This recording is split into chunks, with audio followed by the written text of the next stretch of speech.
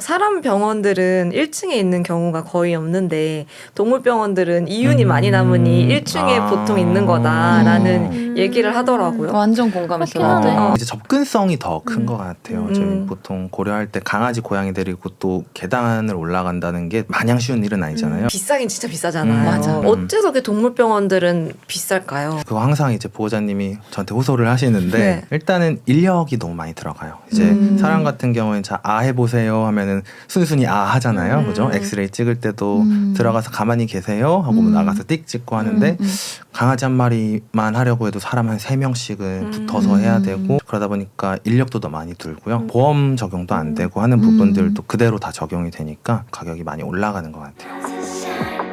저희가 이제 또 반려동물 에피소드를 제작하게 된 계기가 있죠. 시즌 1 때 반려동물 에피소드를 사실 찍었어요. 그러니까 눈물바다가 눈물만이 문제가 아니었던 것 같아. 그냥 진짜 거의 텐션이. 초상집이었어. 진상이었어. 이제 심기일전에서 전문가분이랑 하면 좀 낫지 않을까. 오늘 좀 밝게 가나요? 그러면? 그냥 자기소개 간단하게 해주세요. 저는 뭐 수의사 김경환이고요. 지원 누나의 아는 동생입니다. 동물을 안 좋아하는 수의사도 본 적 있으세요? 안 키워본 사람들은 아무래도 막 키워본 사람들의 그런 건 없는 것 같아요. 네. 슬펐던 얘기들이 있었는데 병원비가 너무 감당이 안 되니까 엄마랑 이제 딸이랑 병원에서 그런 얘기를 했다. 이거 언제까지 할 수 있을지 잘 모르겠다. 우리도 좀 결정을 해야 되지 않겠냐. 듣고 수의사분이 올리신 적이 있었어요. 아, 자기도 이런 게 너무 착잡하다. 도와줄 수 있는 방법이 없을까 이런 생각을 하게 되잖아요. 사실 내가 좀 합리적으로 해서 이제 가격을 확 낮춰. 근데 그러면 이제 주변에서 싫다가 온대요. 그래서 이거를 내 맘대로 가격을 정할 수도 없다. 원장들도 결국에는 경영하는 사람 입장이기 때문에 그런 것들을 고려를 아예 안 할 수는 없는데 돈 때문에 아이 치료를 포기하고 그러는 경우도 좀 빈번히 보시겠어요. 그렇죠, 그죠? 있죠. 그냥 데려가시겠다고 집에 더 이상 조금 힘들다 하시는 분들도 있고 최소 치료만 해달라는 분들 좀 많고요. 아쉬울 때도 있어요. 뭔가 지금 여기서 조금만 더 치료하면 나아질 수 네, 있는데 그렇죠. 네, 여기서 지금 중요한 시점이고 뭔가 집에 보내면 못 볼 것 같은데. 그런 생각이 들 때가 있어. 이렇게 가면 안 될 것 같은데 하지만 어쨌든 제가 막 결정할 수 있는 부분은 아니기 때문에 네, 좀만 더 하면은 나아질 것 같아요라고 말해도 그게 완전히 100% 보장할 수 있는 게 아니니까 맞아. 어디까지 연명 치료를 해야 되는지를 그거를 내가 정한다는 게 너무 무거워. 사실 또 우리 우울한 의견이 되는 거예요. 수의사로서 사는데 명암이 있다거나 마냥 예뻐할 시간보다는 아파하는 아이들을 보는 시간이 아파야지 거의 가니까. 대부분이라서 막 이렇게 즐겁고 그런 분위기는 잘 아니기는 해요. 동물병원이. 그래서 제일 기분 좋을 때가 밥 안 먹다가 애들이 이제 밥 먹기 시작할 때가 이제 너무 치료 좋죠. 반응이 좀 좋다라고 우리가 맞아. 파악을 하는데 딱 그런 징후가 보이나요? 먼저 밥을 먹기 시작해요. 그래서 그런 것들 보일 땐 좋은데 병원에 아이가 입원해 있을 때 특히 두고 가면 밤에 이제 불안합니다. 점점점 당연히 이제 악화되는 아이들도 있고 맞아요. 또 이제 떠나는 아이들도 있고 죽음에 많이 노출이 되면 될수록 이 무뎌지는 거는 확실히 있는 거 같아요. 안 그러면 못 버티지. 못 버티지. 맞아요. 저희 지인 중에 캣맘이 계세요. 구조도 많이 하시고. 그래서 2차 병원 이런 데도 다 알고 있더라고요. 동네별로. 뭐 신촌엔 여기다. 그분 한테 그런 얘기를 들었던 것 같아요. 삶과 죽음의 그런 경계가 너무 붙어 있는 건 거죠. 어제는 살아 있었는데 오늘은 맞아. 보냈고 아까 생명이라는 게 생각보다 참 연약하구나. 맞아. 너무 맞아. 쉽게 그냥 저물어. 한순간에 저물어버릴 수 가는. 있구나. 저는 이번에 이제 처음 반려동물 보내봤으니까 이게 너무 큰 거예요, 저한테는. 근데 저희 부모님도 이제 처음 보내보신 거거든요. 60대. 너무 힘들었어요, 준비가 정말. 식구라고 해야 되지. 같은 집에 있는 그 식구가 간 건지 모두가 처음인 경험인 거예요. 그래서 이 빈자리가 너무너무 큰 거지. 그 정도 캣맘 수준까지 될 가능성은 일반 사람들은 잘 없잖아. 없지만 자식을 낳으면 어렸을 때부터 이런 거를 조금 노출을 시켜주고 싶다. 그런 생각이 좀 들더라고. 연경이 말대로 그래서 애들한테 요새 식재료 손질을 직접 시킨다거나 내가 먹는 동물이 사실은 살아 있었음.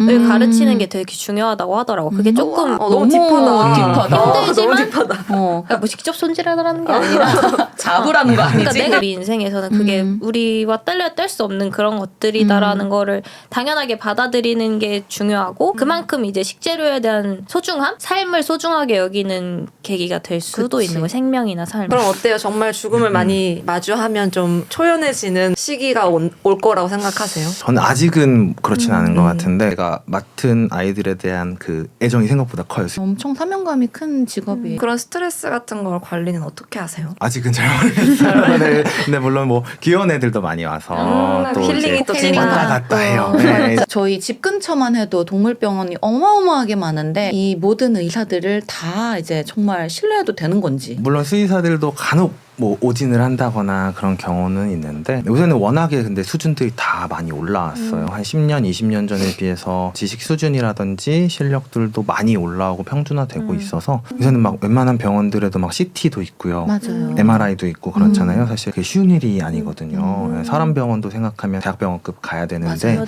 병원을 한 군데만 다니는 거는 진짜 안 좋은 것 같긴 해요. 그래. 그러니까 예를 들어 한 군데 정말 내가 믿고 이제 따를 수 있는 의사 선생님이 있다 하면은 또 그럴 수 있는데 사람도 마찬가지잖아요. 맞아. 이 병원 얘기 다르고 저 병원 얘기 다르고 특히 약간 치명적인 거일수록 여러 말 들어보고 여러 전문가를 비교해보는 거는 좀 필요할 것 그래, 같다. 크로스 체크 해보는 거 좋지. 반려동물 보험은 추천하시나요?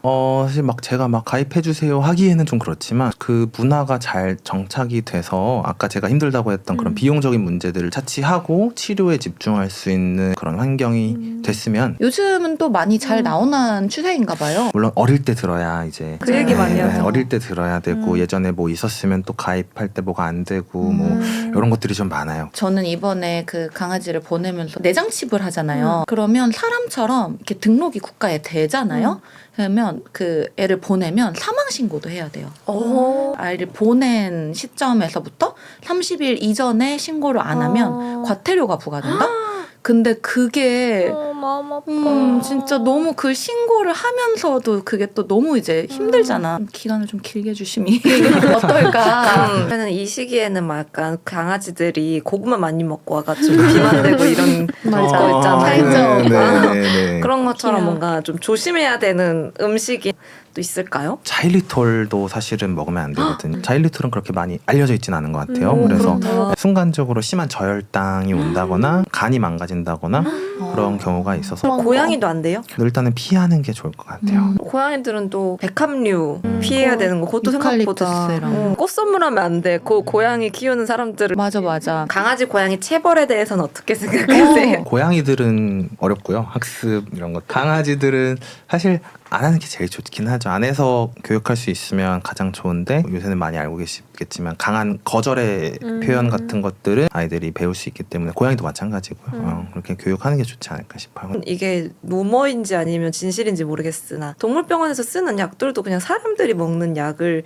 소분해서 쓰는 경우가 네네 있어요. 아, 왜냐면은 동물들 전용으로 약이 나오기에는 그렇게까지 막 예를 들면 제약사 쪽에서 막 투자가 많이 들어간다거나 그렇진 않아요. 사실 그래서 필요할 때는 이런 것도 써보고 저런 것도 써보고 그렇게 치료를 합니다. 용량 이런 게 중요하니까 맞아. 혹시라도 집에서 절대 그러시면 그러면 당연히 안 되는 되지. 거지. 당연히 안 됩니다. 되지. 네. 간혹 가다가 그 용량을 잘못 주시는 경우가 정말 있더라고요. 끔찍하다. 10배 용량으로 먹다가 으아. 호르몬 약을 따로 그런 아이도 병원에 한번 온 적이 있었어요. 아이고, 그래서 전문가 지금- 상의하세요. 전문가 필수로 상의하시 네. 제가 알러지가 진짜 심하거든요. 강아지, 고양이 둘 다. 둘 다. 특히 고양이가 엄청 심하고 고양이가 좀 더 알러지고 사람들이 많이 아무래도 있어요. 그루밍을 많이 해서 침 때문에 침, 그런지 성분 이런 거에 좀 알러지 있는 분들이 있고 극복할 수 있는 방법이 있을까요? 수의사들도 극복을 못하는 사람들이 있어요. 이루고 싶은 꿈 같은 거나 목표 같은 게 있으세요? 보호자님들이랑도 좀 어느 정도 벽이 있는 것 같아요. 사실은 수의사랑 어느 정도 벽이 있는데 그런 벽들이 별로 없는 그런 수의사가 되고 싶어요. 훌륭하네요. 와주셔서 너무 감사합니다. 아니 걱정하면서 왔거든요. 이거를 내가 할 수 있을까? 그럼요. 저희도 하는데. 대본도 있어야 될 것 같고 그랬는데 구독과 좋아요, 댓글, 알림 설정 부탁드립니다. 좋은 추억도 남겨주셨으면 좋겠네. 네. 그러면 다 같이 빠이 하고 마무리할까?